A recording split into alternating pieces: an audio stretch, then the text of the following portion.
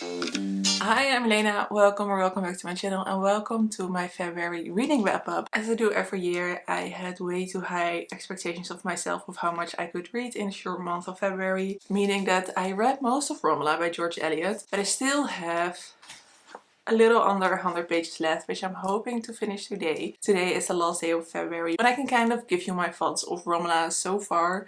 There will be a live show as well for Romola, which I will leave the link in the description down below. Romola is set during the Renaissance in Florence, where we have the political setting of the Medicis and of the other dude whose name I can never remember, even though I'm reading this book right now. And we follow a man called the Stranger, and he meets a blind scholar who he befriends and his daughter Romola. In the rest of the novel, we follow those characters and their relations. This is a very political novel because the background of the politics really matters a lot to the characters. Also very character driven in a way that George Eliot often does. Halfway through this novel I started to recognize George Eliot because of some character revelations and some characters who we had met early on in the book and we got to know more about later in the novel. And I really started to get the George Eliot Middlemarch feel and her mastery of writing characters. I think something George Eliot is really good at is making the reader guess what the characters are all about and what's going to happen to them. I got surprised clearly throughout, especially the second half of the novel. We get some revelations that really quite shocked me. I usually view character development as something positive, but we have a character in this book that has character development that develops into something negative. I think we meet a character who has the potential to be both a good and a bad person, and while they develop they become a bad person, which I think is a really interesting exploration, especially seeing how the other characters respond to that development because it affects them greatly. I'm really looking forward to reading the last 100 pages. There are way more church politics in the second half of the novel. As someone who doesn't have a lot of interest in that, it kind of got in the way of my reading and I started to get a little bit bored at some parts, but because it's so important for the characters I'm kind of okay with it. I need to finish this book and then talk about it more concisely during the live show. Other books I read 2 romances, 2 children's books, a classic, and 2 short story collections. My reading has been quite varied. Let's start with the romances. The first romance I read was The Love Hypothesis by Ellie Hazelwood. I gave this 3 stars because I think overall it is not really a good book, it's not that well written, but there were parts I quite liked about this book. So we meet Adam and Olive, who both work in science. I really like the science bit because their goal is to get grants to be able to do their research. They kind of talk about their research as well. I thought Olive's research was really quite interesting, very personal to her. So those bits of the book I really enjoyed, but when it came to romance I had a harder time. This has the fake dating trope and their motivations of fake dating felt non-convincing to me, and I felt like they were doing more harm to their goal than good, which I think does not work for the fake dating trope at all. But once the characters got attached to each other, I really bought into the romance, and I remember filming a vlog talking about this book and I really felt that if I was able to buy into the romance, I was going to give this 3 stars, and otherwise it was going to be a 2-star, and for me a 2-star rating, I barely do it, it's really harsh. But yeah, I really started to like Adam and Olive as characters and who they became when they got together, when they got to know each other better, which is I think a really lovely part of a romance novel when characters have this subtle character development because they are in love. It's really lovely. What I also really appreciated about this book is that you do have like all of the tropes and the usual plot devices, but that they were never disrespectful or unkind to each other, which I usually kind of see with the fake dating trope and in other contemporary romances, which I find always very annoying and can be one of the main reasons why I don't like a book. And this was really lovely in that regard. Having said that, the writing kind of sucks. I'm not the Ellie Hazelwood fan and I don't think I will read much more by her. But overall I did have a good time with The Love Hypothesis. On my TBR there was Great Circle by Maggie Shipstead, which I really wanted to read. I was really looking forward to it, but with the other books that I had going on this month, I needed a historical fiction that was an audiobook, so I decided to switch it for a historical romance that was on script. And I listened to a book that I saw Charlotte from Coney Reed recommend, and that is A Lady's Guide to Fortune hunting. This is a Regency romance which I've been really enjoying, and it's all because of Bridgerton. Clearly this really reminded me of Bridgerton as well. I haven't read the second book with Anthony and Kate, but I've seen season 2 of Bridgerton multiple times, and the characters are quite like Anthony and Kate, but they are a little bit switched up. I wouldn't want to call it a rip-off, just an inspiration, I guess. We follow our main character who has lost both her parents, and she is now responsible for her sisters, and she needs to marry well. The man she's engaged to breaks up with her at the very beginning of the novel, and she knows she now needs to find another husband very, very soon, or they will be broke and will have to give up their home. And they don't have an income anymore. So she goes to a London season to try and find a husband. She is going fortune hunting. She is very practical in that manner. I felt for her. It felt like a contemporary woman hunting for a job when she's in financial difficulty, and you can judge her for fortune hunting, but all she wants is security and money. And we don't judge women nowadays for hunting for a good job. So why would we judge her, you know? And then she meets a family that are kind of like the Bridgertons, but they're a little bit more less drama, less pride, I feel. I found them a little bit more likable, even though, don't get me wrong, I love the Bridgertons, but this family felt a little bit more real. And then we have different brothers, or I'm going to say, and they get involved with that family, and we get a really great romance. It's definitely my favorite romance in the Regency romance I've read, which isn't a lot. In overall romances, this was one of my favorites. The writing of this book was really slow, really comfortable, and maybe a little bit boring at parts. I can understand that if you are not really a historical fiction fan, then this might be a little bit boring. So this is not a book I would recommend for people who read a lot of contemporary romance and want to try some historical romance. But to me, who loves being in a historical world and loves taking their time with it, I really enjoyed it. It's one of those very mild books with a very loving and kind romance. It doesn't have any smut, so I think for people who like historical fiction a lot but want to maybe try some romance, this is definitely something I would recommend. I ended up giving this 4 stars. I almost forgot, I also finished Tower of Thorns by Juliette Marillier in February. This is the second book in the Grimm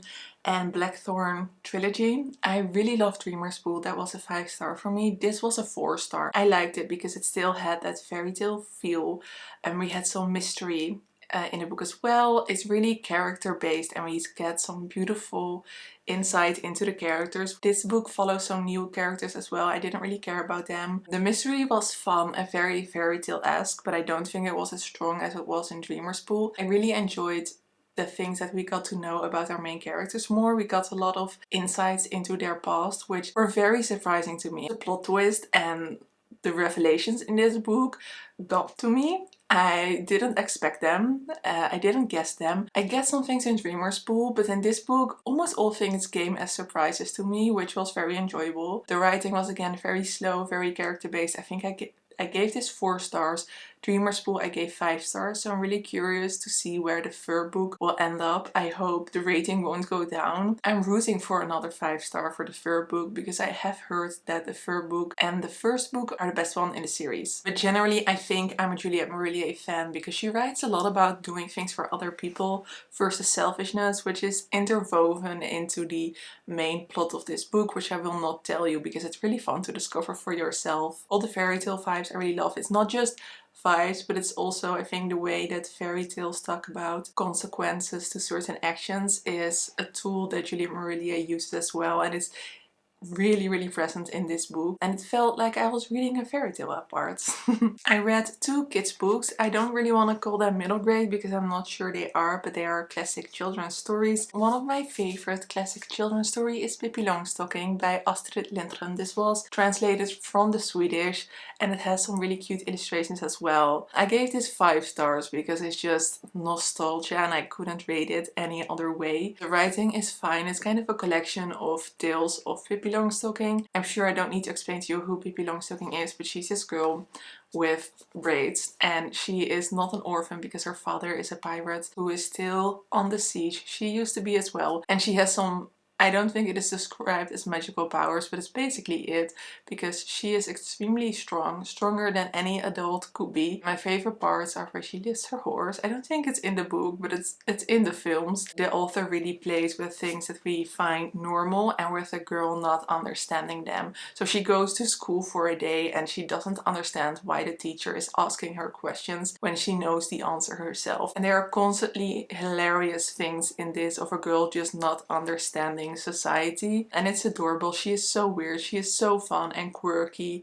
and one of my favorite things is that she is always lying, which I think is such a unique thing for a children's book. I feel like a lot of authors feel the pressure to teach the children what is right and wrong, and here is Astrid Lindgren just talking about the girl who lies all the time, and her lies are also really funny. She also admits that it's a lie, but she tells the most absurd things to her neighbors Tommy and Annika, who are two children who play with her a lot. I will definitely always keep Pippi close to my heart. A children's book I didn't grow up with, but I think a lot of other people did, is The Wind in the Willows by Kenneth Grahame. I treated myself to this because I wanted to feel better, and this book definitely made me feel better. This gorgeous book also has illustrations, and it is about animals who have their very own life outside of the human world, but they behave very much like humans. We follow Mole, who is, I will show you, it's like one of the first illustrations in the book. Follow Mole right here, who is painting his house, but he lives underground and he's kind of curious what happens in the wider world. And then he meets Red. You see both of them in their boat. When he meets Red, he starts to go on adventures in this little boat, and they meet a lot of other characters. They meet a beaver,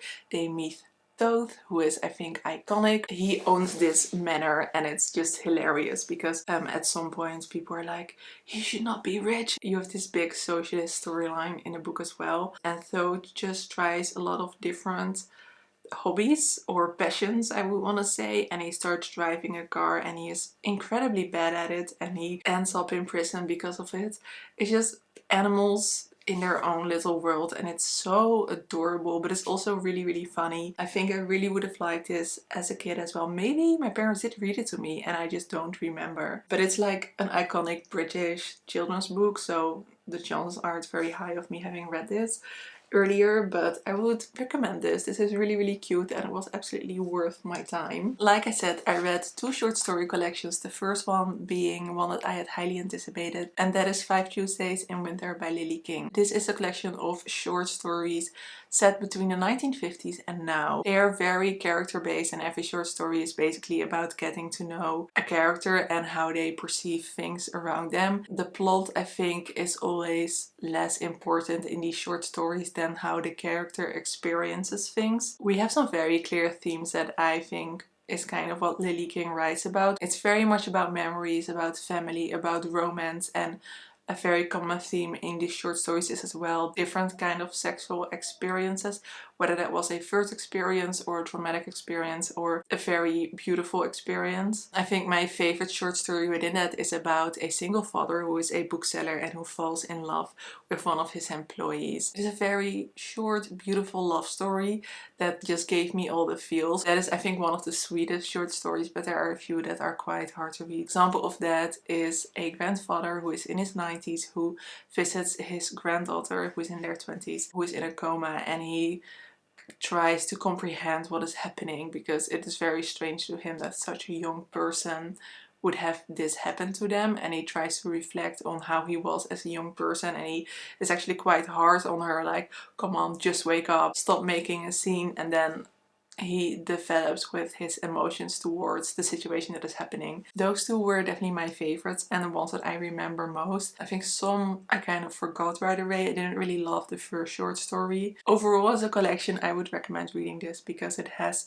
some absolute pearls. A short story collection that I think is quite similar actually is The Garden Party by Catherine Mansfield. I have discovered of myself that I enjoy short stories most when their goal is singular. So when we have either just one character or one problem, one plot device, just one thing that is happening. And I enjoy short stories most when time stands still. So like I just discussed with the grandfather who goes on one visit to the hospital and we just explore his inner world.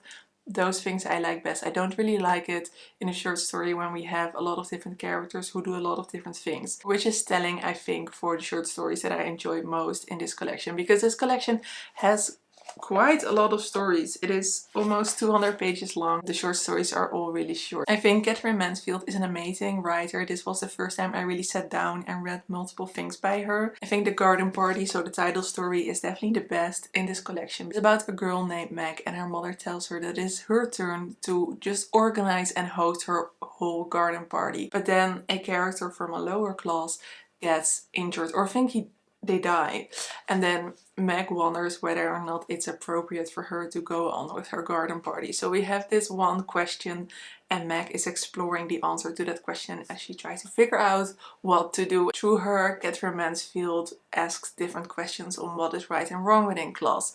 And another short story is about Ma Parker. She is a woman who has worked all her life, has had a lot of children. She's a working class woman, and she reflects back on her life and how everything went and how her life was hard but also beautiful. I couldn't help comparing Virginia Woolf and Catherine Mansfield while I was reading this, and I think Catherine Mansfield is definitely much better at discussing class than Virginia Woolf is, which I think was the thing I liked most in these short stories, when class was a major theme within the short stories. I am definitely going to read more by Catherine Mansfield, definitely going to pick up another short story collection. Then one of my new, is it a favorite book? I'm not sure. No, I don't think it's a favorite book. It's a book by an author that I will now call a favorite after having read this, and that is Frenchman's Creek by Daphne du Maurier.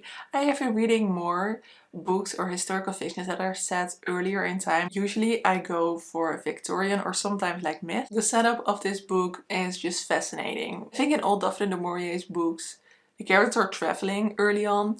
Donna is traveling with her children and their nursemaid to their country home because she is just tired of her husband. She led an unconventional life with her husband as well. She joined them in nightlife, which wives usually wouldn't do, and she dressed as a boy as well and scared different people. Basically, she is really bored with her life as a woman, and that is, I think, a big theme in this as well, is her wondering, is Donna, I think, not conforming to the gender of a woman. I read a little bit about Daphne du Maurier and how she identified, which of course we can only really speculate at this point, but I think it's quite present in Donna. She moves to that country home, and there is this big speculation of a Frenchman, and this Frenchman is a plague to the country because he is a pirate and his ship is on Frenchman's Creek. She meets these pirates, she starts to develop a relationship with him. What I enjoyed most about this book, or what surprised me the most, was the link between piracy and sexual desire, which is very present in this novel. She starts to develop a relationship, of course, with the Frenchman, but also a certain fascination with him, and this fascination is both sexual, but I also felt like she wanted to be him. She didn't just want to be with him, but she wanted to be him, and she wanted to feel what it was like to be a man and to be able to make these choices. And a few times in the novel it is said, if only I was a boy, or if only I could be a boy. And the nickname the pirate has for her also refers to her dressing as a boy. And I really enjoyed that Donna is both incredibly feminine in her relationship with the pirate, but in her inner life she's kind of both. And I loved that we got different sides of this female main character in this novel, and I just really feel like Daphne du Maurier just let herself go in this book and just let her imaginations and her fantasies free. The writing was great, it has some beautiful sentences. I think when it comes to plot, Daphne du Maurier can sometimes overdo it for a little bit, and she did it in this book as well, where not all twists and turns felt very realistic. Not that it's necessary, because this book is very romantic, but I could have done with a more simple plot for my personal taste. And even though it was like fun to know what was going to happen and to have all these weird and absurd things happen to Donna, I do think it kind of took away from my rating, because I rated this 4.5 stars, and I think if the plot had been more concisive, this would have been a 5 star. So the last book I want to chat to you about is a book that I finished at the beginning of February, and that is Carrie Soto is Back. This was the last book I read for the Goodreads Prize winners vlog. I did not love this book. This is historical fiction set in the 90s, where we meet Carrie Soto, who is a very famous tennis player, and she makes her comeback in the 90s, in 1994 and 1995. I always thought that Taylor Jenkins Reid wouldn't be for me, and I think she really isn't. I've heard people say that this is her best work, and if this is her best, I don't need to read her other books, to be honest, because I found the writing very boring, very bland, very just existing to tell a story, and it didn't have anything else to me personally. I did really like the relationships in the book between Carrie and her father and Carrie and a love interest. I thought those relationships were beautifully written and the characters were up to a certain point interesting in how they manage those relationships and the limitations that they had. And because of that I gave 3 stars instead of 2, but I think for the writing itself I would have given it a 2 star. Don't come for me, but I just don't think this author is for me. And also it was about sports, a theme I really don't care about.